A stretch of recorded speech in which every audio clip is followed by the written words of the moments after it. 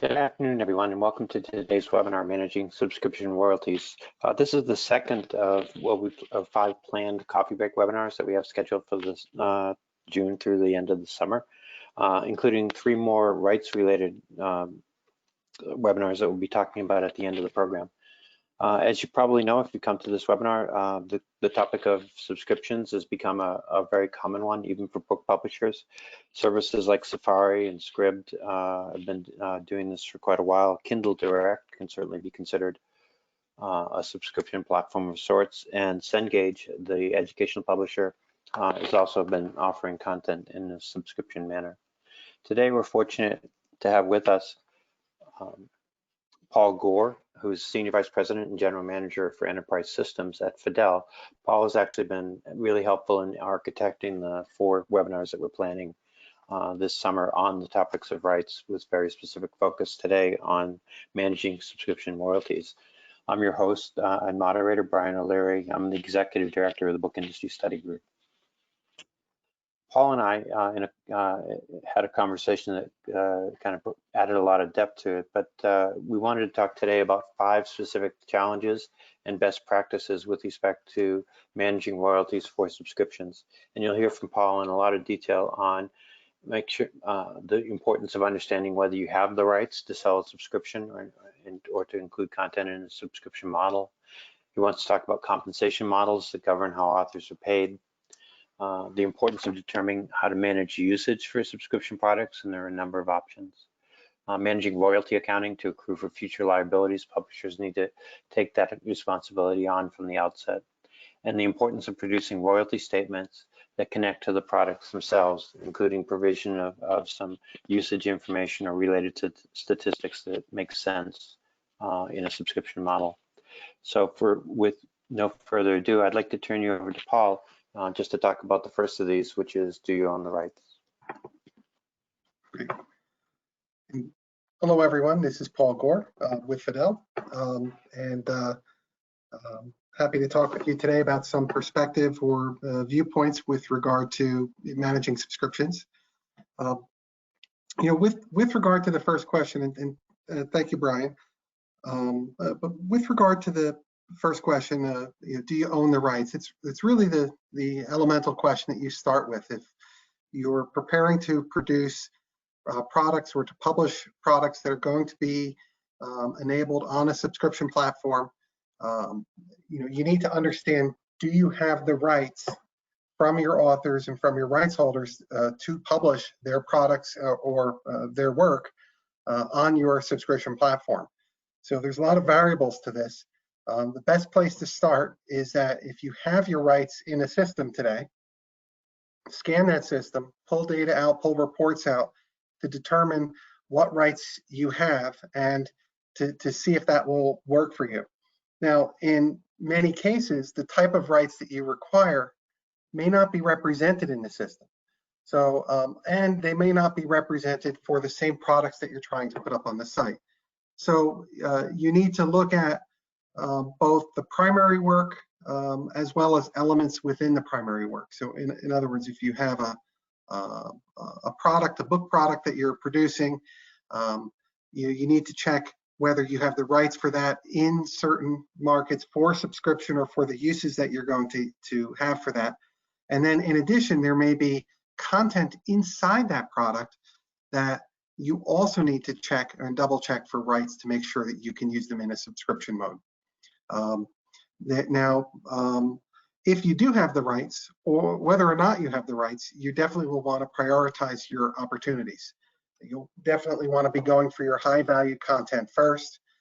You may have a large list that you can go after for a lot of different types of content, but maybe you're unsure of some of the rights.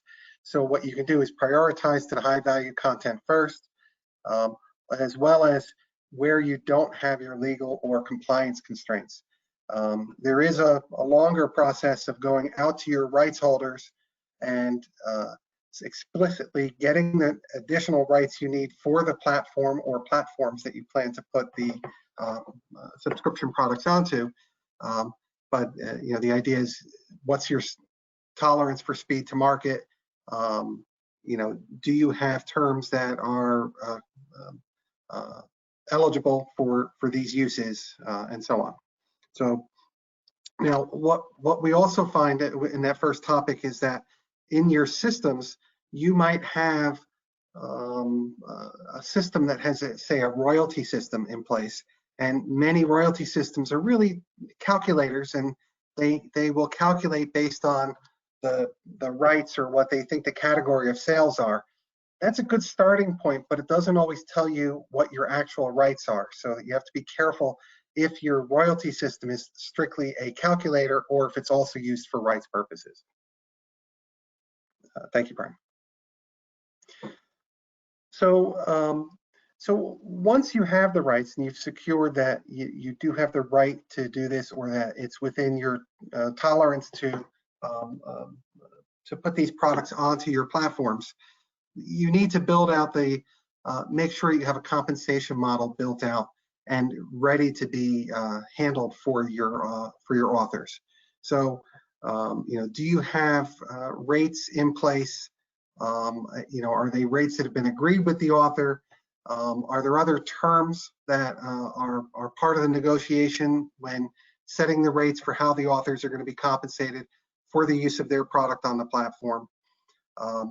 Are there going to be special uses of their products on the platform? For example, if you have a section of a subscription product that is centered on a particular author or a particular product from an author, and you're going to build a lot of content around that, that high-profile brand, high-profile author may have different compensation and may require different rights in order to be used in such a way.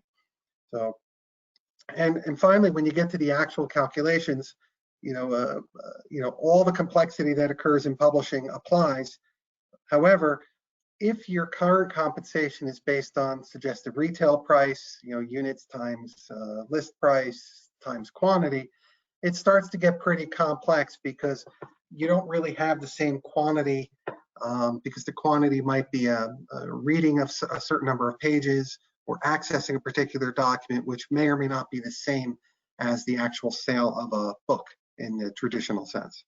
So, so these factors need to be accounted for with that. Okay. And so with the usage-based subscription models, so typically what you'll have is you're going to use subscription revenues will be the sales of access to a subscription platform. And then the compensation to the rights holders is typically based on the usage of the end users of their content on that platform. So it's very important that your platform, your usage platform, it has the capability to aggregate and accumulate the usage. You know, it should know if your basis for compensation is number of times a product is listed, number of pages read. The subscription platform needs to be able to count those and reliably report those back to your accounting systems so that you can pay the authors fairly for that. You know, there are other models, you know, so for example, you know, is it based on number of views? Is there a relative use or demand per time period? And some compensation could be, if I have this product on the platform, there's a fee. Or if my platform receives X dollars in overall subscription revenue, I'm going to allocate the percent usage of this product versus other products on that platform in that time period. So the bottom line is that in order to perform these calculations, you need not only your subscription revenue data, but you need to know that usage information from your subscription platform so that that can be pulled together and used in order to drive those compensation calculations.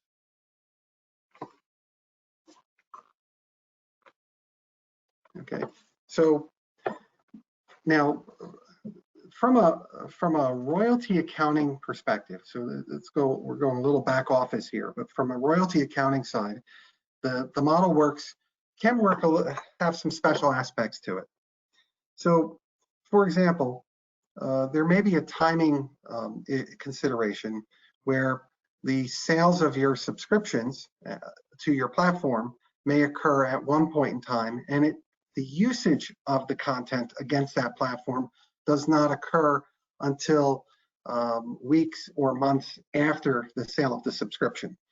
And there may need to be some allocation of internally for expense purposes of the subscription revenue prior to knowing what the usage is. And then in addition, there may need to be some calculations that tie in the original subscription amounts back into the usage, which may occur at a different point in time. So from a royalty accounting point of view, where there's typically an obligation to report financially what your royalty expense is on a monthly basis, even if you're not paying out your royalties on a monthly basis, some sort of estimation model is usually appropriate, where there's some statistics or some breakdown of what your royalty expense is can be derived out of the original subscription sale itself. Now that will get trued up and turned into a more accurate number as the actual usage starts coming through. But the idea here is that you're going to be able to track your expenses on a monthly basis based on an estimate, and then once the actual usage comes in, you improve those numbers and produce a much more accurate estimate. And then ultimately your payout would be based on the usage that would be occurring against the subscription revenue. So, and the estimation used for accounting purposes might be different than the actual calculation that takes place based on the usage calculations. And that's okay, as long as your systems can connect the two so that so you can back up the information around each one.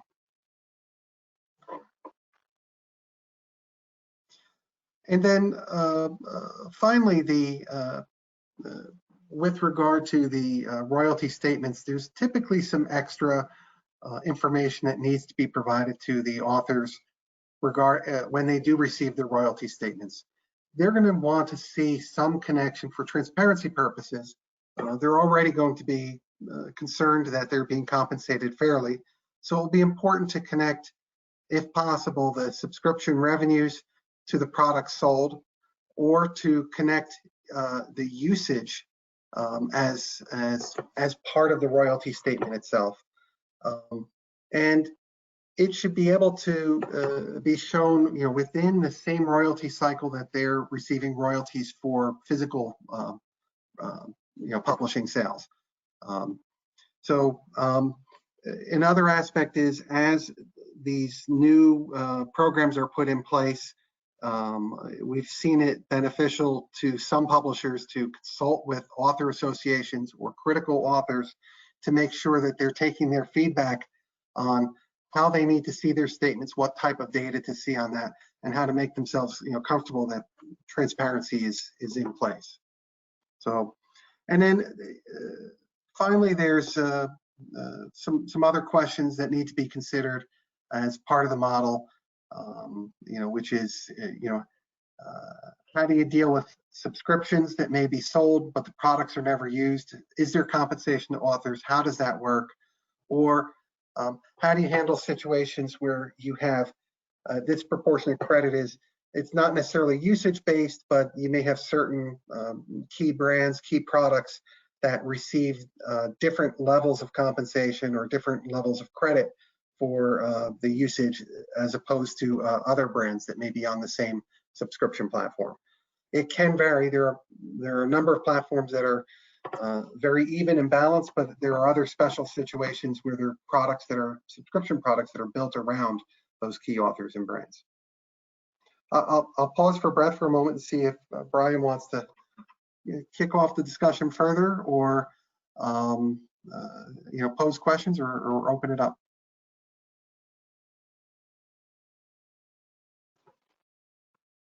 Thank you very much, Paul. This is a great overview and really helpful. We do have a few questions to kick off, but I think we'll have time for a few more. If you want to add your question to the box that's on the control panel that you have for this webinar, we'll make sure that we get to it. I also wanted to point out some resources. You've been writing about this recently, so 2 Fidel links, but also your email and mine. And if anyone would like a copy of this presentation, we'll be sending, after the webinar, all the registrants will get a copy of the recording. But if you want the presentation itself, you're welcome to just drop me a note and we'll make sure that that happens. So one question, Paul, on, I don't know if this is something that's in your wheelhouse, but what share of agreements that you see are in effect subscription ready, meaning that they've already considered this and it's a piece of the agreement itself? It's not common, actually, for many publishers have agreements that go back many years or generations in some cases, and it's frequently you don't have adequate coverage of the terms needed in those agreements, and need to provision special ways of operating or special updates to those agreements in order to enable these types of operations. So that first point that you made about the importance of making sure that the rights that you're selling are ones that you own takes on special importance given that reality. Yes. Yes. You talked a little bit about the reporting from platforms. I imagine that that's not an environment in which there's many standards at this point, so every platform has its own story. That's correct.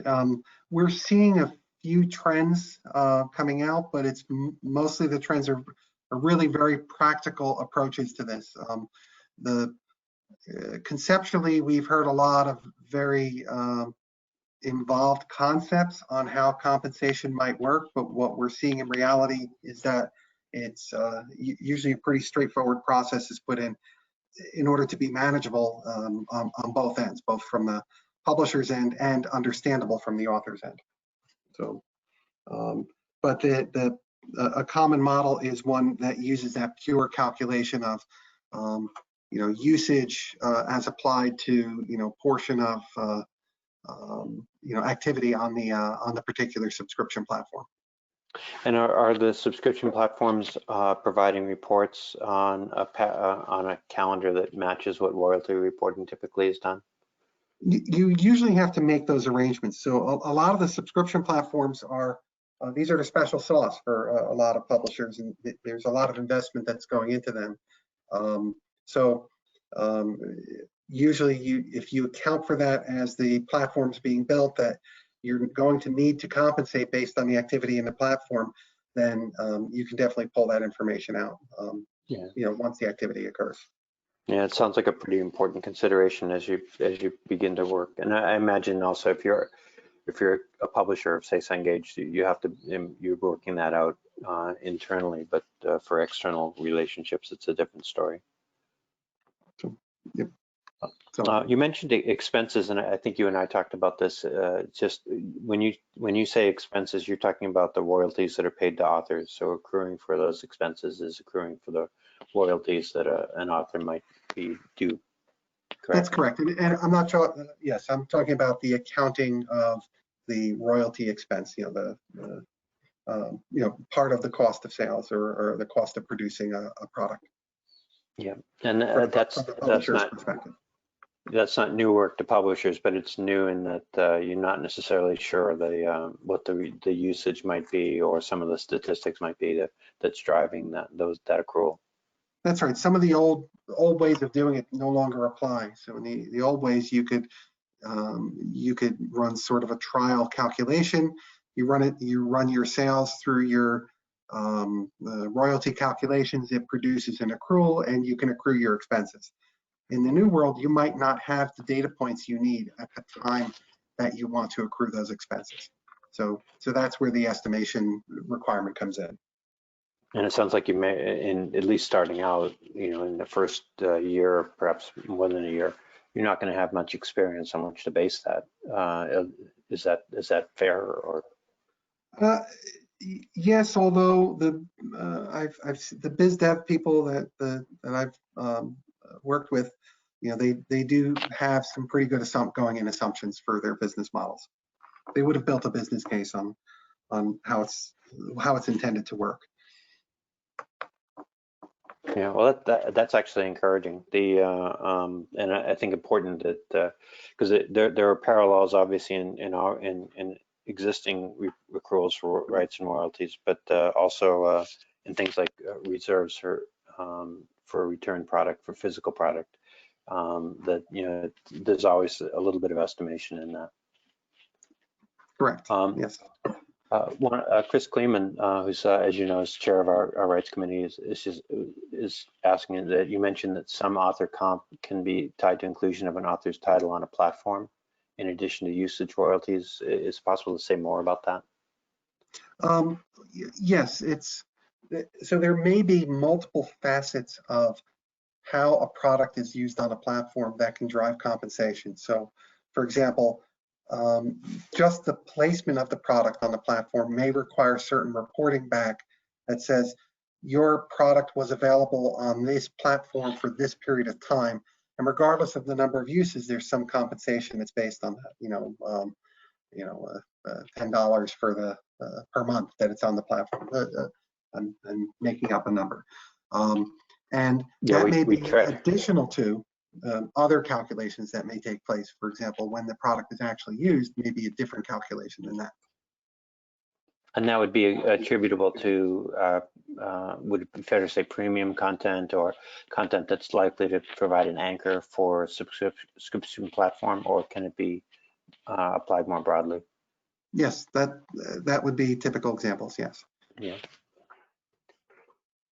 You also talked about the need to include additional data in royalty reporting, and I know from my understanding, your history in this is far greater than mine, but the efforts to kind of create a standardized royalty reporting statement probably date back more than 30 years, and we're still knocking on that door. But is there an opportunity here for us to potentially do something to make usage reporting both more standard and more easily added to a royalty statement? Well, I would certainly support I do certainly support the efforts to have standard royalty statements, or more standards with royalty statements. I'm not sure that the usage reporting is as close, because there is so much variability in how those platforms work and how compensation is managed today. It may take a little more time to mature before that model settles to a point where we can start talking about standards within the industry, in my view. That's my personal opinion. No, that's really helpful. And I think that it's also the case, as you think through this, that there are probably opportunities to test different models and across different platforms and see what actually works. This is not quite science at this point. That's correct. Yes. I'm sure that's occurring. Yes. That covers most of the questions. Let's take a moment to take a look forward to, as I said, Paul was kind enough to put together a set of topics that we're beginning to assemble the programs for. These are all 30-minute webinars akin to this one. It's a format that we're trying throughout the summer, and we may extend in the fall with a different series, perhaps on workflow. The next one coming up in mid-July is a rights bill of materials. Paul, I don't know if you want to say just a minute or two about each of these. These are topics I think that will be of great interest to anyone who's on the call today. Yep. Yeah, the rights bill of materials, we're going to explore some of the aspects of when it's almost the electronic version of custom product. So when you assemble product that's based on multiple other products, but not on the fly, but as a standard product, the attribution of credit across those products becomes another element to be managed. So it's no longer about number of chapters, number of pages. There's other factors that may come into play with regard to that. Ultimately, what you have is, as opposed to a physical bill of materials, which you may have in the manufacturing process. The rights bill of materials will inform how that credit is broken up, within these products. So, and imagine that's particularly of importance in the educational, professional publishing markets, where component publishing has become pretty common. That's correct, and there's a lot of limitations in systems today that make it necessary to do lots of individualized percentages, for example, in each author's agreement as these books are put together. And there's some other ways to tackle this that might not be as laborious. So, how about the global rights model? What can listeners expect to hear about in a month? So the global rights model is ideally through the work with BISG and industry organizations, we'll start to develop a more standardized taxonomy for rights across the industry. But even without that, it's also important to have within each organization, especially the larger organizations that have a lot of rights transactions where there's rights being acquired from authors, rights being sold through sub-rights or through subsidiary rights sales or of the original product, rights of the materials that go into the product, as well as sale of components of those. It's very important to have a single model in place that works consistently front to back, so that when you're managing what you can and cannot do with your products or the components of the product, that you've got a clean model that you can work from within each organization. I believe that actually will feed into the next section, the rights mapping versus taxonomy, that while there may be differences from one organization to another on how that global rights model works optimally, I believe that mapping to the industry standard taxonomy will also be a very important topic that we all face, in the coming, months and years. And you're right that the rights taxonomy piece, we introduced that. BISG introduced an update to work that had previously been led by David Marlin at Metacomet and Tricia McCraney from Virtue Sales, as well as Chris Kleeman of Kleeman & Company, and Jeffrey Cork were all instrumental in kind of introducing that. We're now trying to develop some pilot tests to show kind of what, either on the global rights side or the publisher to publisher side, how it might be implemented, so that we can, we think it's going to generate significant benefits, both in terms of costs and efficiencies, but also potentially the upside in growing revenue. Yep. So it'll be an interesting summer. The rights committee's been busy throughout, and we have these 3 30-minute webinars coffee break webinars to continue to inform us. So if you're interested, registration's open. Just go to the BISG website and it'll point you to the GoToWebinar link. If you're not connected with us at this point, our Twitter account is @BISG, and on LinkedIn we have a significant group of about 22,000 members that you can search for if you're already on that platform. Paul, I don't think we have any other questions. I want to thank you very much for doing this. You dedicated a lot of your time and thinking both to the series and to preparing for today's talk. And if you have, as I said, if for anyone on this call, all registrants will get a link to the presentation after this webinar, probably about this time tomorrow. Thanks again. Thank you all. Thank you. Bye-bye.